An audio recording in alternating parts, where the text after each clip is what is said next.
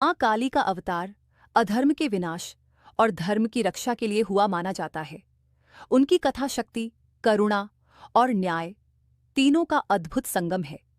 कथा के अनुसार जब असुरों का अत्याचार बढ़ गया और देवता त्राहि त्राहि करने लगे, तब देवताओं की पुकार सुनकर माँ दुर्गा ने युद्ध किया।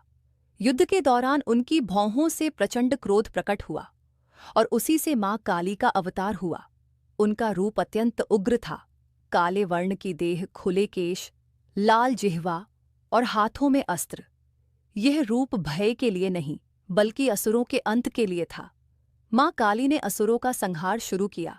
कहा जाता है कि रक्त बीज नामक असुर ऐसा था कि उसके रक्त की हर बूंद से नया असुर पैदा हो जाता था।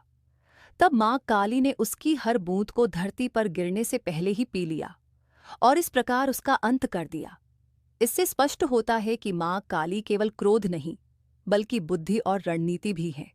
संहार के बाद भी जब उनका उग्र रूप शांत नहीं हुआ, तब भगवान शिव उनके चरणों में लेट गए। जैसे ही माँ काली का चरण शिव पर पड़ा, उन्हें बोध हुआ और वे शांत हो गईं। ये दृश्य बताता है कि शक्ति और शिव दोनों का संतुलन ही सृष्टि को स्थिर रखता है।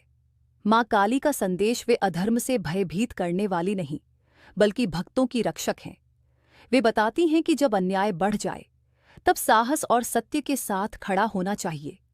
सच्चे मन से उनका स्मरण करने वाले पर वे करुणा बरसाती हैं और जीवन के अंधकार को दूर करती हैं।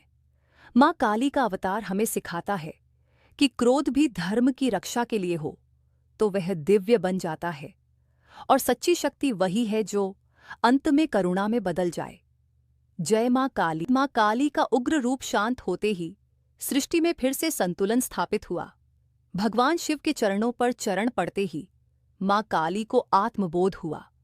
उनकी जिह्वा भीतर चली गई, आंखों की ज्वाला शीतल हुई और वे करुणामयी माँ के रूप में प्रकट हुईं।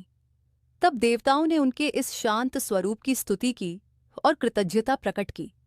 आगे की कथा यूं मानी जाती है, माँ काली ने देवताओं को वरदान दिया कि जब जब पृथ्वी पर अधर्म, अन्याय और अहंकार बढ़ेगा, वे किसी न किसी रूप में प्रकट होकर उसकी रक्षा करेंगी।